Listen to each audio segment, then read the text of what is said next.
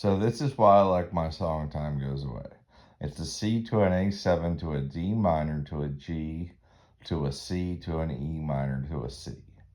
Okay, that's a 1, 6, 2, 5, 1, 3, 1 progression. Okay.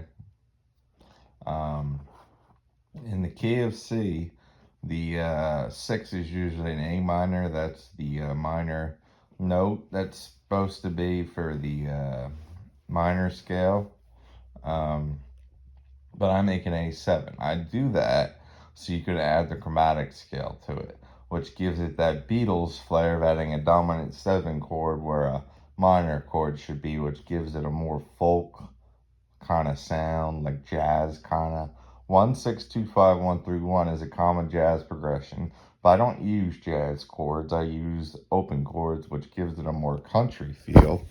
For the middle part, it goes down the chromatic scale from F to F sharp, or G to F sharp to F. The G is the fifth chord, which is the root note of the fifth chord.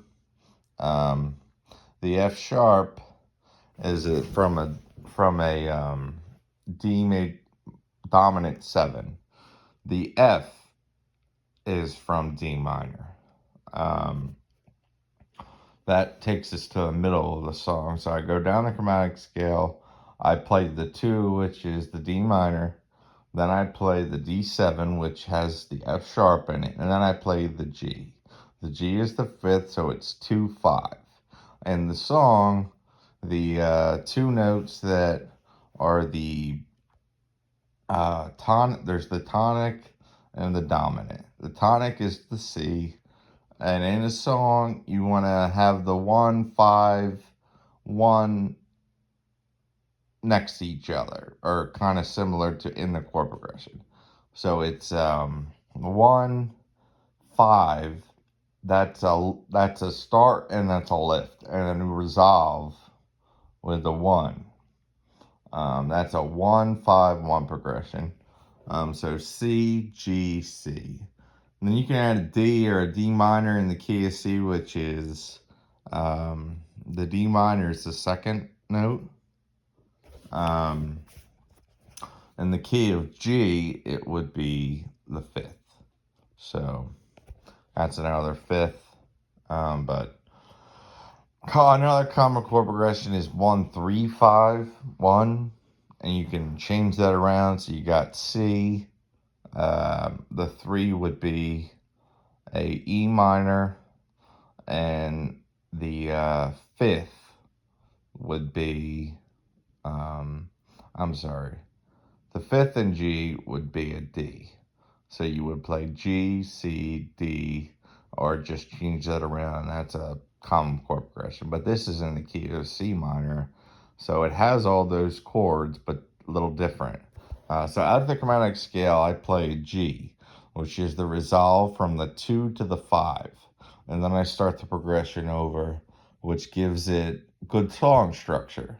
So you have in the intro is a C9, or a C to a C9 to a D to a D9, then a C9 to a C, which is a 1, which in the dominant, that's more of a dominant note instead of the D minor, which that's a 1 to a 2. And the dominant 7 comes from like a completely different scale, a different mode.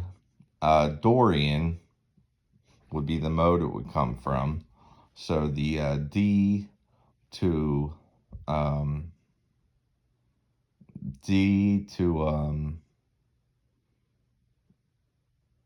E to F.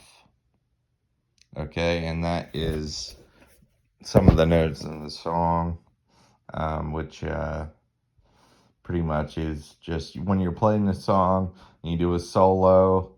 If you have a chord progression that starts on a note and then has mainly the chords from a certain mode, then you want to play the mode over top. And then comes the circle of fifths. So you have C, A fifth from that would be D. A fifth from D would be E. Or no, it would be C, D, E, F, G, A would be the fifth from that. So C, D, A, B, C, D, E, C, D, A, E, E, F, G, A.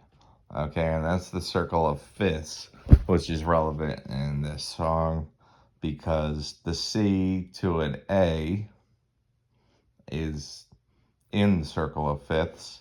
It's two notes are two fifths apart. The A to the D is 1/5 apart. The G, A, B, C, D, E, F, G, is after the A, which is, I think is 3/4 apart. The E minor, G, A, B, C, D, E, is 5/5 apart. Maybe 6, I can't remember. But all the notes are in the circle of fifths, which is good for the chromatic scale.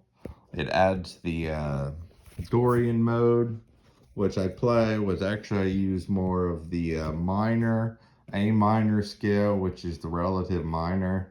I add the, instead of playing a E to an F, Dorian has an F sharp. So you go down that chromatic scale from C to B, or you go from G to F sharp, or no, you go from C to B to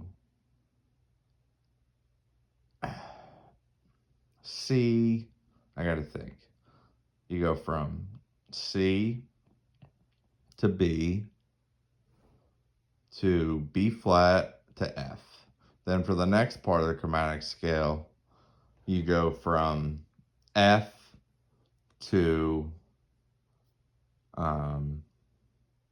F sharp, no, F to F sharp, or G to F sharp to F